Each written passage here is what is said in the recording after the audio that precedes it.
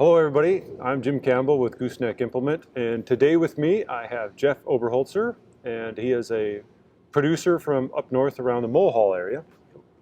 And he is he's going to share some insights with us. He is a previous owner of an R-Series sprayer, John Deere rear mount R-Series sprayer, and over the last year and now with this year coming up, owns a Hagie. And we're just going to visit a little bit about some of the changes that he's seen from having a rear mount sprayer to a front mount sprayer. So with that, Jeff, talk about the three basic differences between the rear mounts and front mounts, those being boom and visibility, all-wheel steering, and your weight distribution. So what have you seen from the rear mount from your previous John Deere sprayer to the Hagie on those sort of things? So we'll start with the boom, right? What have you noticed, good, bad? So what I noticed, first thing I noticed is there's less fatigue. So as I'm running, I can run a full day, 12 hours, 14 hours in the sprayer. I'm not sore in the back because you got the boom up front. You're just sitting there. You can, with the swivel of the seat, you can literally just swing the seat to look at the booms now. You're not having to twist your back to look at the back. Another thing I like about it is that I learned after having it just last year is if you have a nozzle problem, you can see it. You used to never be able to see if you had a nozzle plugging. Especially those ones that are right behind you. Right. Yep. The other thing I really like is you're always, when you're driving, and when you ever sit in the Hagie, you'll notice in the right corner on the boom, there's a pressure gauge, and it'll show you your operating pressure. So as you're sitting there, it'll tell you what your just normal pump pressure is. But when you're spraying, it'll show you your actual pressure. So you don't always have to be sitting there watching the monitor.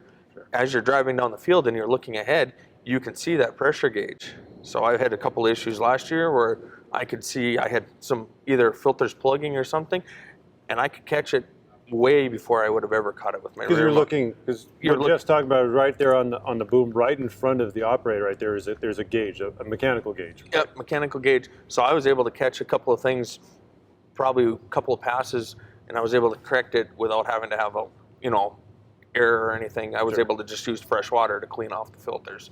Another thing I like about it is when you're running, the boom is there, but it also helps with the ride.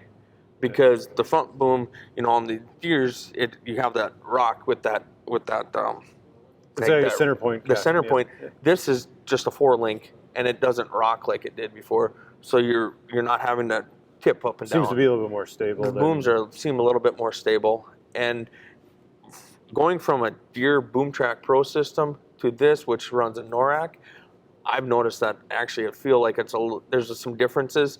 Like on a Deere, if you raise the right tip up, it'll shut the center boom off also, so it just runs to the left. It just shuts the right boom off. The center still goes up and down. So if you have something, you don't have to always make sure that, since it's there, so there's some differences there. Sure. How they operate.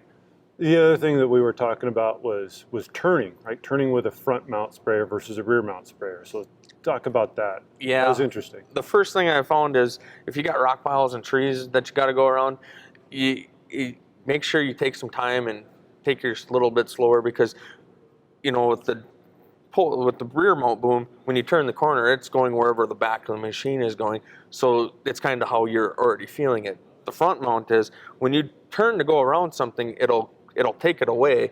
But when you go back around it the other way, it will shove it in. So you got to watch that. But if you go over a rock pile, and you can lift it up and then go back down, and you don't have to have the boom all the way up in the air because once you get going around it, it will just hold it right there. Sure. So then when you get around it, you can get going again. So it's been some things I've found. I'll probably find more things out as I continue to run it. Yeah. So we'll talk about like you were mentioning on the weight distribution, right? Being that all of our consumables are in the middle of our sprayer now, so our weight distribution doesn't change as we spray out, right? That's the problem with the rear mount sprayer is that your weight is set when you're full, and as you start to spray out, you change your weight distribution. Whereas in a front mount like the Hagie, with all of your consumables, your solution tank in the middle, that drops down, but that doesn't affect the the weight distribution, right? So I know No, you were talking about that. no, the ride is with the tank being in the middle and the engine being in the back. As you're going, as if you're a full load, your ride is still the same as when you're at almost empty, just because of the weight distribution. It's not like the Deere where it's a little bit more back end heavy. Yep. Just that's and it's always been that way. Yep. I remember all the way back to the 4920s that way. They got better as they were able to move the tank, but after running this Hagie last year, I'm impressed with that part. The ride is you don't even feel the bumps half the time going across the field.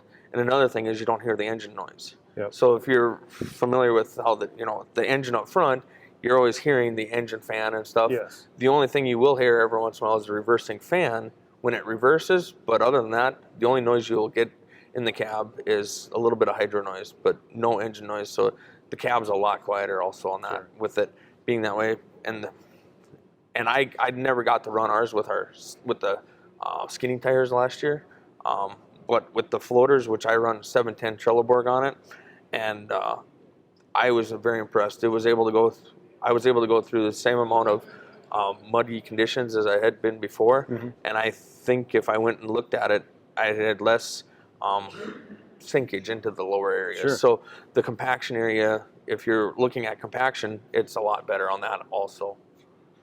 Makes sense. Makes sense. The all-wheel steering, that's another one of those features that's different from a Hagie that we don't have on a Deere sprayer currently right now, an R-Series sprayer. So is that something that you got to experience and use a lot last year? I played around with the rear wheel steer. I would say if we had our corn acres in that we normally have, I would have probably utilized it more. One thing I did find out though is if you're in the middle of a turn and you think you're accustomed to just hitting the auto steer button, you want to make sure you're going straight. The way it worked is as soon as I hit the auto steer, it would straighten the back tires out and then it would turn. So you get thrown around the cab a little bit when I did that. But if I actually took my time and Came around the corner and straightened it out and then hit it, the auto steer button, it was nothing. So it just takes a little learning. Mm-hmm. You've ran a rear mount boom for 15, 20 years. You go, okay, well, now you Just go. works a little different. Yeah. Yep. Okay. And but the turning radius is a lot nicer when you get it. If you do get yourself into a tight issue, I did that a couple of times where I got into a tight issue, and I just turned the rear wheel steer on, and I got myself out of it. If I got too close to a slough or something where it couldn't have access one way, you could turn it, and it was really nice that way. Well, and one of the other things that I know that has been a change in the last few years, and especially we're seeing with our 23 machine now, is that integration of all of the Deere products, of the Deere technology, the Gen 4 in there, integrated 7000 receiver now, the AutoTrack, the Exact Apply system, right? These are features that the customers with green sprayers are currently used to that really haven't been there for Hagie, but now are.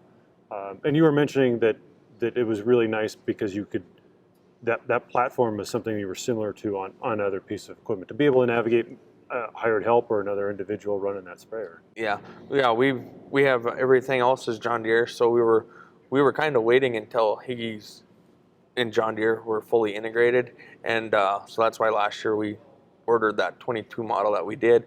I like it. I've had Exact Apply since it came out in 18, and actually I won't go back away from it. Mm-hmm. I mean, there's features there that I really like. I like how the turn compensation works, so when you're going around sloughs, especially for our area, we have a tendency to be wet, and we were spraying those wet years. You were under applying on the outer side, the outside of the boom. Inside, you were over applying. Now you're getting a consistent amount. What I also like though is I'm able to adjust. I'm like right now I'm playing with different nozzles, trying to get a medium droplet and a coarse droplet to work together. So we're working on trying to also use that technology that we have with the Exact Apply to be able to create different nozzle together to help kind of combat some of the resistance that we're having. So we're trying to get it so you have medium and coarse together, so you can have your medium droplets to help, with burner chemicals, but you're using the coarse droplet on the backside to create a curtain so you don't have fines. So that's something we're playing with. That's one thing I like about the Exact Apply. And that is one of the features with the Exact Apply of having two PWM nozzles, right? We can start to run those blended well, the blended tips, if you will, so that we can do that, right? We can run two different droplet sizes at the same time to accomplish that. So excellent. Well, thank you for joining us today. Yep. If you have any more questions, please reach out to any of the Gooseneck locations and talk to your salesman about the Hagie and what it can do, what it can't do. Look forward to seeing you guys there. Thank you again, Jeff. Yep. Thank you.